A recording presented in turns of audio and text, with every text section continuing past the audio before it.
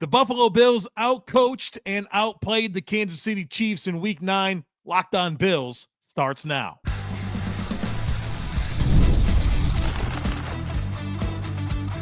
You are Locked On Bills, your daily Buffalo Bills podcast. Part of the Locked On Podcast Network, your team every day. What's up, Bills Mafia? It's Joe Marino, author of the Herd Mentality Substack, co-host of the Locked On NFL Scouting Podcast, co-host of the NFL First Read Podcast, and I'm your host of Locked On Bills. Want to thank you for making Locked On Bills your first listen every day, and a big welcome and shout out to our everydayers. You know who you are. Those of you who never miss a single episode, I appreciate you all being here very, very much. Locked On Bills is a proud part of the Locked On Podcast Network, your team every day. Today's episode is brought to you by FanDuel. Right now, new customers can bet just $5. And if your bet wins, you'll get $300 in bonus bets to use across the app. Well, folks, welcome in. I've taken the time to study the all-22 coaches film from the Buffalo Bills Week 9 win over the Kansas City Chiefs, and I'm here to share with you my top takeaways. We will do studs and duds. We'll talk about both sides of the football. We'll even get into the injury update from Sean McDermott on Monday. But I want to start with this passing offense. I was really eager to see Josh Allen play some good football, and we mostly saw that against the Kansas City Chiefs. He went 23 of 26 for 273 yards passing and a passing touchdown. As you know, it's the record for the Buffalo Bills for completion percentage in a game. And I think the number or the metric that probably tells the story of Josh Allen's performance is that his completion percentage over expectation was plus 16%. That's the best of any Week 9 NFL starting quarterback. And completion percentage over expectation factors in time to throw and situational norms to have an expected result for a pass. Josh Allen with a huge number there. And Josh Allen was really accurate with his throws. 92.3% of his throws were catchable. That's the highest rate of any Week 9 starter. And that was really exciting to see because there's been some ball placement issues in recent weeks, and that was not the case. And it's not like Josh Allen only threw screens or, short passes. He was 3 for 3 for 81 yards on deep throws with a touchdown. Those are throws 20 yards or more down the field.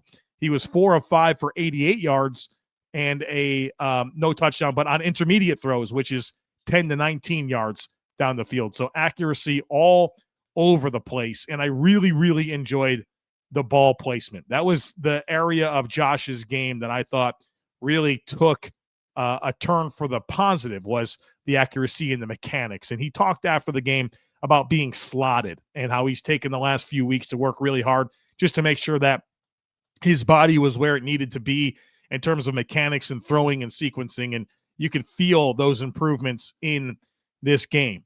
Now, when it comes to the area where I think Josh is still not quite all the way back, it's probably with some decision-making stuff and some pocket management. I would say Josh is like 88% back.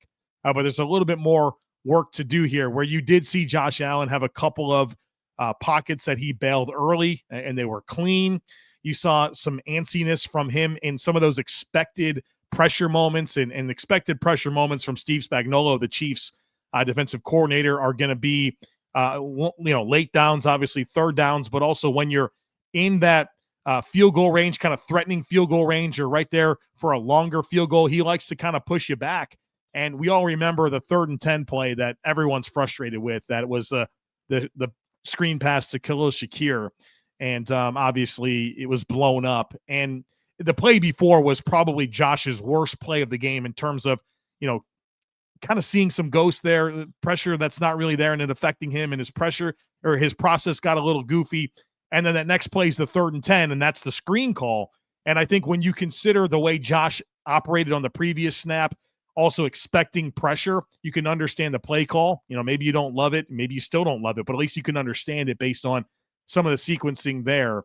And, Nick Bolton showed pressure. If he actually pressures and blitzes instead of peeling off and going and tackling Shakir, that's probably a big play to Shakir. So you hat tip him there. Brady had his share of scheme wins, but Spags got him on that one for sure. But also, Josh took 3 sacks in this game. 2 of them were his fault. So still some stuff to clean up there with footwork, pocket management, some decision-making stuff. He had some turndowns that I didn't quite understand in terms of where his progressions were and what was available and not pulling the trigger. But like I said, I mean, we don't have to focus on this completely. This was a small percentage of what I thought was overall the Josh Allen that I was hoping to see. And I have a lot more confidence in just this passing offense moving forward. Just a couple things to kind of clean up. So major improvement in terms of mechanics and accuracy being where it needs to be. I thought the Bills' offensive line and protection schemes overall were really strong in this game. Josh Allen was only pressured on 13.3% of dropbacks. That's the second lowest rate of any quarterback in Week 9. Sam Darnold was only pressured on 4.2% of snaps against Washington in that Sunday night game. Aaron Rodgers was number 3 at 18%. So you could see 13.3% is a really good mark in terms of a small amount of pressure to have to face. And, they still blitzed. Spags blitzed 37% of the time, 11 out of 30 dropbacks, and Josh went 10 for 10 for 84 yards against the blitz. And you also saw good utilization of play action in this game, 8 for 8 for 94 yards on play action, which we talked about that needing to be a staple of this game plan. Of course, the efficiency was there. And they also ran 8 screens. And I know a lot of people are frustrated with those screens, but they're mostly good plays. And what you have to be able to see past is what it's setting up. The screens, they help kind of keep some of the pressure looks honest. And when you kind of have that attention on Shakir, who's a very good yards after catch player, it does kind of create some space in the seam and in the middle of the field for the Bills to work. So understand that there's a purpose for it. It's not just like Joe Brady likes to call them because, he gets excited about it. There's a lot of intent and purpose behind it. And I think you kind of felt that in this game in a lot of ways with what it opened up for Kincaid down the field and even, Shakir at times where they screen him to death and then all of a sudden he doesn't screen, he runs a shallow and comes free for 20 yards, right? So there's some setting up that's part of those types of plays, and think of them as an extension of the run game at times as well. Got to shout out Dalton Kincaid. You watched the game, you knew he was electric, but the route running, the hands, I mean, they're just top notch. I mean, you see why this guy's a first round pick. Really, really talented receiving profile. I think it was always obvious to see. People got after him last year because, I don't know, whatever reason, the context was so obvious as to what was going on between the injuries and then just him and Josh not having the chemistry. But that has completely been fixed this year. Kincaid goes over 100 yards. In fact, this was the only game in Bills history where the Bills had a 100-yard rusher and a 100-yard receiving tight end in the history of the organization. So that's pretty cool. But Dalton Kincaid, so far this year, Josh Allen has a passer rating of 158.1 when targeting him. 33 targets, 27 catches, 411 yards, and 4 touchdowns. That's big time production for Kincaid, who missed kind of like a game and a half, if you will. And he didn't even play that many snaps in this game. Obviously, there's a specialization to Kincaid with him being a big slot and, working in sometimes in line, working in sometimes out wide, but he's a passing game weapon. And so he's not going to play as many snaps as Dawson Knox or Jackson Hawes, but the snaps he plays are meaningful, and he's a huge part of this passing offense. So I think there's probably an argument for him to be on the field a little bit more. But yeah, I kind of have to understand what he is as a passing game mismatch player. And you're talking about a Bills team that's still very, very run dominant in terms of the type of offense they want to be. So Kincaid certainly delivering on the promise this year of being a first-round pick. All right, we'll talk rushing offense, offensive snap counts, and then get into the defense here on the other side of it. So, folks, be sure to stick with me. Nobody likes paying rent, but if you must, you might as well get something for it. That's where Built comes in. Built is changing the game by turning your rent payments into real rewards that you can actually use. When you pay rent through Built, you earn flexible points that can be redeemed towards hundreds of hotels and airlines, a future rent payment, your next Lyft ride, and a whole lot more. But Built isn't just about rent. It's about rewarding you around your entire neighborhood. I love that with Built, your rent payments finally work for you. You earn points every single month on something that you already have to pay. So turn your rent into rewards and start earning points around your neighborhood by going to joinbuilt.com/LockedOnNFL. That's joinbilt.com/LockedOnNFL. Make sure to use the link in the show notes so that they know we sent you. All right, folks, welcome back. Bills 28, Chiefs 21, our all 22 review from that contest. Let's talk about this rushing offense. The Bills run the ball 35 times for 141 yards, 3 rushing touchdowns. The Bills are up to 16 rushing touchdowns in 8 games, which ties a team record for the Bills dating back to 1964 for the most rushing touchdowns by the Bills in the first 8 games of the season. And it made me think, well, what's the record? Could the Bills set an NFL record here? Well, the record was the 1976 Steelers that had 33 in terms of post-merger. So 1970 and on, that's the record. The Bills actually had 32 rushing touchdowns last year. So they were close. They were 1 away from tying it.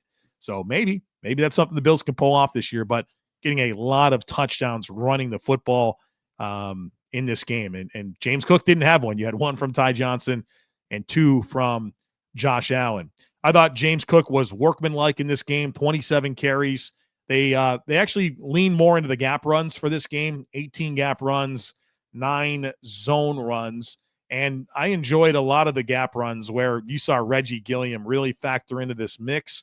And what I thought was a little bit different with how they use Gilliam in this game compared to some of the others is he's offset. So it's not like an I formation. He'd be offset to one side, left or right.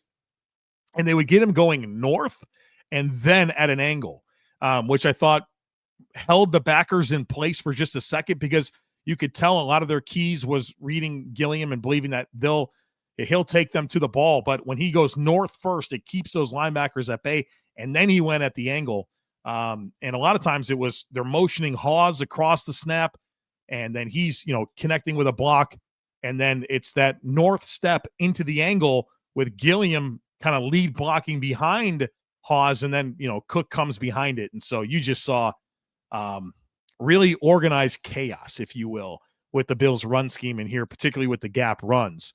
And it was very, very effective. It got a little dirty in the second half. There's no doubt about it. They were certainly close to breaking a big one. The Chiefs were definitely playing more aggressive with their fronts, putting some guys lower in their alignments. And, there wasn't as much space. But through that, James was really close to spilling one and breaking one, but couldn't quite break through. But obviously, a lot of rushing production against a defense that doesn't give up a ton of rushing production. That's the first time in, 27 games they've given up a 100-yard rusher. And, watching back the tape, you can really get an appreciation for their linebackers and how good of downhill players they are. Nick Bolton's really good. So is Leo Chenal. So is Drew Tranquill. And those guys playing downhill. And then one thing that they did well to kind of keep things bottled up, I know the Bills obviously were very effective running the football, but the Chiefs kind of had their moments as well with their run defense, is they did a good job of pressing cutback lanes. And so those tighter formations that the Bills will run, they're condensed. There's not a lot of formation to width. Kind of brings some of those outside players, whether it's a safety or a corner, up to the line of scrimmage, closer to the action. And those guys did a really good job of kind of squeezing and working down the line of scrimmage to limit some of those cutback opportunities that we normally see James Cook take advantage of. And so good day running the football overall. Like I said, it got a little dirty there in the second half, but certainly had its moments of takeover as well. Let's talk offensive snap counts here. And I'll certainly add some commentary about a few players along the way. Josh Allen played all 66 snaps, so the Bills had 66 snaps of offense. Josh Allen, all 66 snaps. At running back, James Cook had 50 snaps, and that's pretty significant. 50 out of 66 snaps against Kansas City, a defense that is pressure-oriented. So you saw him really take a ton of snaps. Ty Johnson only 13. Typically, these types of games are the ones where Ty Johnson's a lot closer to where James Cook is in terms of snaps. You saw the Bills leave Cook in a few times. He pass pro'd a few times effectively, once not so effectively. But it was good to see him more involved in terms of this type of opponent, where the tendency in the past has been for it to be more of a Ty Johnson game. So Ty Johnson played 13 snaps. Like I said, Cook had 50, Ray Davis only 3, and then Reggie Gilliam 17. The Bills ran a good amount of 21, 22 personnel, getting 2 backs on the field, and Gilliam has really come into his own as a lead blocker. Not that he's ever been not very good at it, but it certainly feels like he's elevated what he offers. And don't forget, like, he played 17 snaps of offense and over 20 snaps of special teams. I think he actually led the Bills in special teams tackles in this game. So just a lot of value out of a player like him. At tight end, Dawson Knox, 32 snaps. Jackson Hawes, 31. Dalton Kincaid, 23. I kind of already did my rant on that in terms of, why that snap distribution looks like it does, and just kind of accepting the role that they have for Kincaid, especially right now, as I think he's kind of working through, that oblique. You're not wanting to put him out there for as many snaps and play him in line and ask him to mash bodies at the line of scrimmage. It doesn't make a lot of sense. So let's keep that in mind as you may have an urgency to be critical about the amount of snaps Kincaid is playing or not playing right now. At wide receiver, Keon Coleman played 35 of 66 snaps. It was definitely a little less than normal. He still had, 45 out of 66 snaps. It was a little less. You saw some situations where he was on the backside of some formations where typically he's the play side guy, and Tyrell Shavers was more the play side guy. I thought Tyrell Shavers blocked really well in this game on the perimeter. That's multiple games in a row where I've come away quite impressed with Shavers and what he's done as a blocker. So 45 snaps for Coleman, 40 for Shakir, 31 for Shavers, 27 for Curtis Samuel, and 17 for Elijah Moore. Curtis Samuel on one of the long play to Kincaid, the 47-yard to Kincaid. He ran a clear-out route, and 3 dudes carried him vertical and opened up all the space between the second and third level for Kincaid to catch that football and run. Elijah Moore had a couple of other moments in this game where I thought he was available down the field, and so I'm curious to see if he gets some more looks moving forward. I'm obviously very hopeful to see Joshua Palmer back in the mix very soon as well. And then the offensive line, all starters played all the snaps. Alec Anderson got on the field for 1 snap. That was a really good game for the Bills' offensive line, particularly their middle 3. I thought they handled the interior rush of Kansas City quite well, and especially Chris Jones. I thought there were some good one-on-one battles for the Bills, all 3 of them against those guys, and they were pretty deliberate to get hands on early. There were some instances where the Bills knew that Chris Jones would sell out and rush the passer, and they used that against him.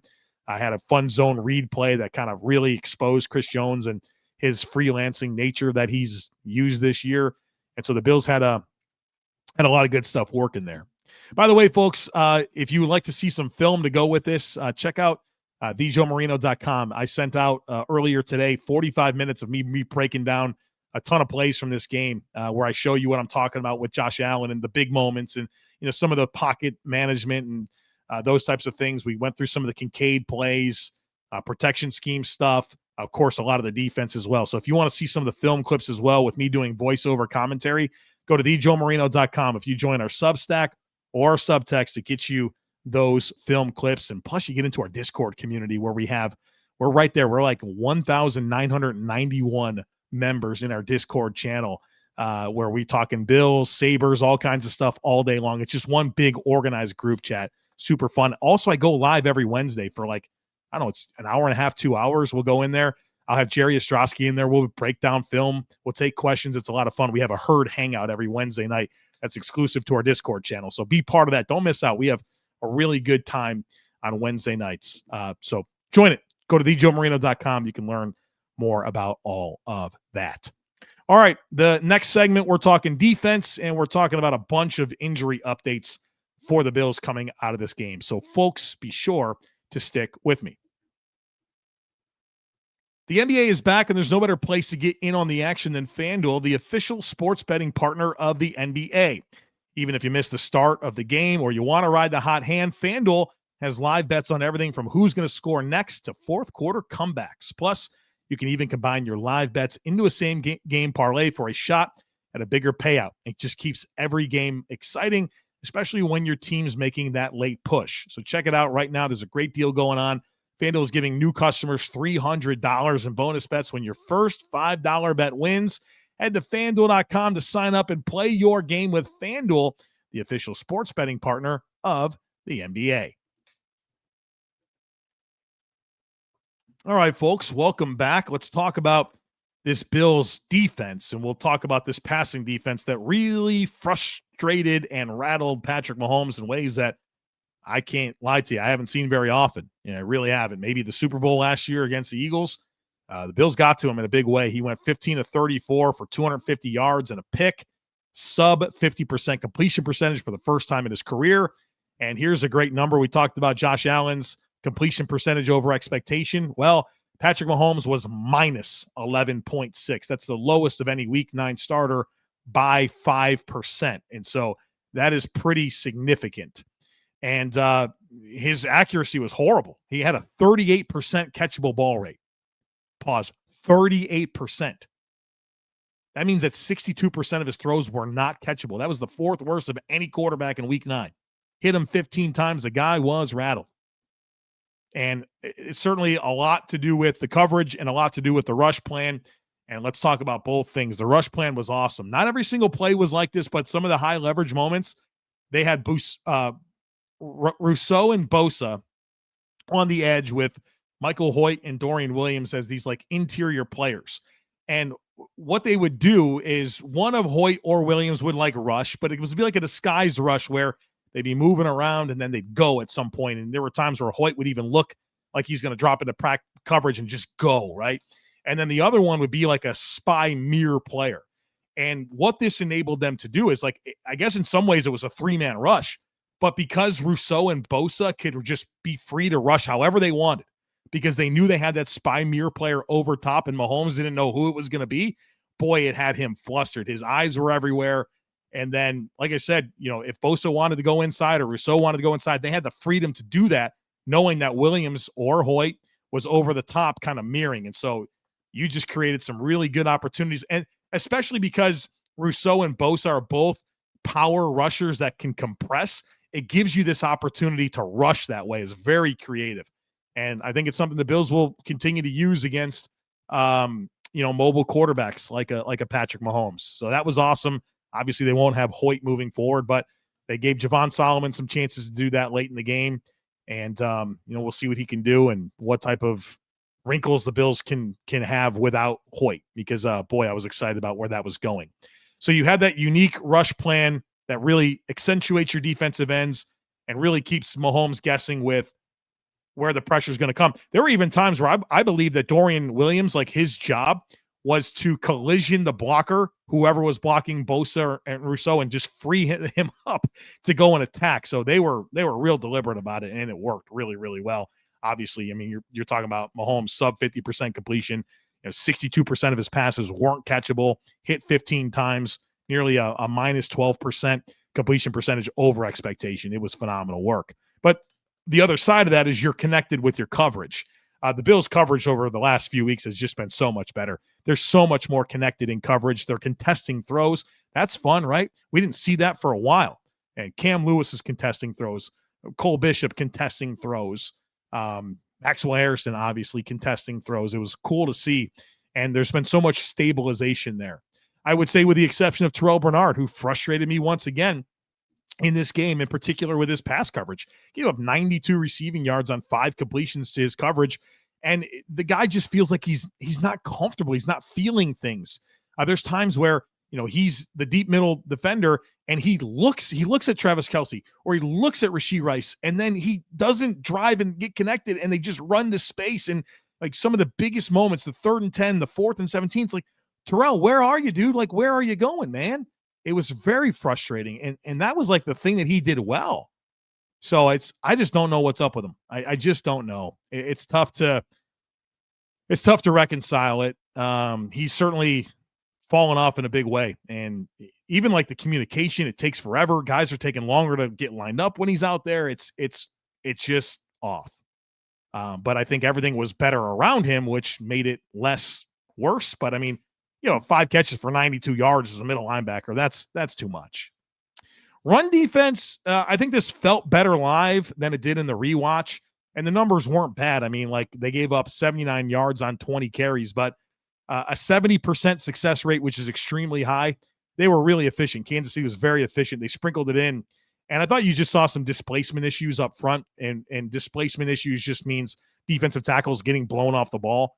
Ogunjobi blown off the ball, or Phi Mathis blown off the ball. Jordan Phillips and Deion Walker blown off the ball, not to the extent of Ogunjobi and Mathis, but those guys just didn't have the anchor in this game. The team's missing Daquan Jones. That's for sure. And obviously Ed Oliver as well. But, yeah, those guys were rough. I mean, they're running duo double teams and just blasting dudes out of the way. So the Bills need to get that tightened up. And I think probably get Daquan Jones back is the biggest thing they can do to get that going. Ogunjobi certainly working his way back, but he looks really rusty to me. So defensive tackle group was very, very underwhelming to me. And like they weren't even really involved a lot in the rush plan because of, they're dropping those guys out for the backer, Williams and Hoecht as interior guys. So they pretty much just had to defend the run, and they didn't play too well. Rousseau saved them multiple times with his run defense. And Cam Lewis as well. I thought Cam Lewis fit the run extremely well from the nickel. And the Bills didn't play any base defense in this game in terms of three linebackers. Kansas City probably smelled some blood in the water with Taron Johnson missing this game. And that meaning that Cam Lewis was going to be on the field. And then in their dime package, it was Jamarcus Ingram. I thought those guys met the moment in a big way. And I give them a big hat tip. But those players, particularly Cam Lewis, Greg Rousseau, saved these defensive tackles several times in this game. I thought the Bills did tackle well, which is important. Only 5 missed tackles in this game, which, the Bills easily sometimes have 10, 12, 15 missed tackles in a game. They only had 5 in this one. Defensive snap counts, we'll talk about a few players along the way here. 60 snaps of defense for the Bills. Greg Rousseau, 47 of them. He was phenomenal. Joey Bosa, 44. He was phenomenal.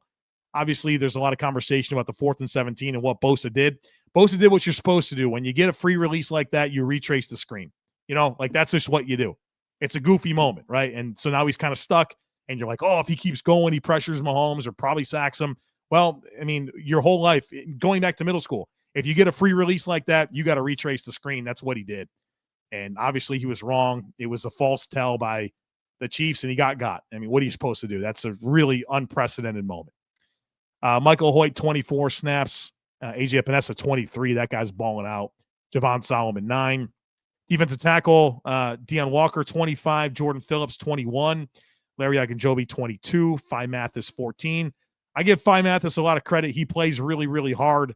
He just doesn't have much of an anchor for a guy that doesn't have much pass rush. He plays hard, though. I give him credit for that. He really does. Terrel Bernard played 49 of 60 snaps. Matt Milano played 33. Dorian Williams, 13. And a very specialized role for Dorian Williams. I'll say this about Matt Milano, not super high impact, but it was nice to see him play with 2 hands. He was taking on blocks and using 2 hands, which is more than we could say for the last time he was on the field playing through that pec injury. So hopefully he shaked off some rust, and we're ready to see him make more of an impact. At corner, Christian Benford, 60 snaps, all of them. Maxwell Hairston, 30 out of 60 snaps, and Trey White, 30 out of 60 snaps. Cam Lewis played all 60. Harrison's a dude. He's playing well. Obviously, carried Xavier Worthy stride for stride down the field, had the interception. But also, I mean, they threw at him 4 times. He gave up 1 catch, which was on like the final drive, and the Bills are playing with a lot of cushion. He's playing extremely well. And the point that, just the context, we've talked about, he hasn't practiced since July 29th. He's practiced for like 2 weeks. For him to step into these moments, it's not too fast for him. It's not too big. He's making an impact, making plays, right? 2 games in a row. I think it says a lot for how quickly he's picking things up. And I think it's only a matter of time before he's playing every single snap. He looks really good. There's no doubt about it. And even Trey White, I think, is playing better, not having to be exposed all the time. He's just not equipped to be a full-time player right now in the NFL. So I think they're making each other better, and I think you'll continue to see Hairston ramp up because, I think he's obviously the future at the position. At safety, Cole Bishop, 60 snaps. Dude, he was awesome. Flying around, making tackles, making plays in the ball. You didn't have to watch the All-22 to realize how good Cole Bishop was in this game. Jordan Poyer, 34 snaps. Jordan Hancock, 26 snaps. He had a couple of mistakes, shading the wrong way, not getting twisted up right. The long play to Hollywood Brown before the half, he's going towards the other side of the field where there's no vertical threats. He needs to be closing in on that route. Another play where, he got stuck in the mud in zone coverage and didn't collapse on a route that they wound up getting a big completion for. So some ups and downs with Hancock, but good experience for him nonetheless. And Jamarcus Ingram, 26 snaps in the dime role. And I was very impressed with Jamarcus Ingram for him to step in that moment.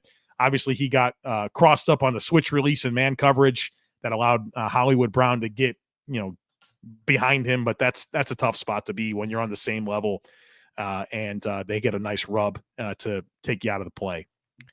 Studs and duds. Studs, Josh Allen, Dalton Kincaid, James Cook, Reggie Gilliam, Max Hairston, Greg Rousseau, Joey Bosa, Cole Bishop, and Cam Lewis. Cam Lewis was terrific. Run defense, pass defense, played every snap in a big spot where I'm guessing as of Friday morning, he probably wasn't thinking he was going to play every snap in the nickel, and he stepped in and did a great job. The dud, Terrel Bernard. I'm sorry, I expect more. Team captain, you can't be getting twisted up in coverage like you have been all year. And the biggest plays that the Bills gave up in this game were largely because of Terrel Bernard and where he wasn't in zone coverage.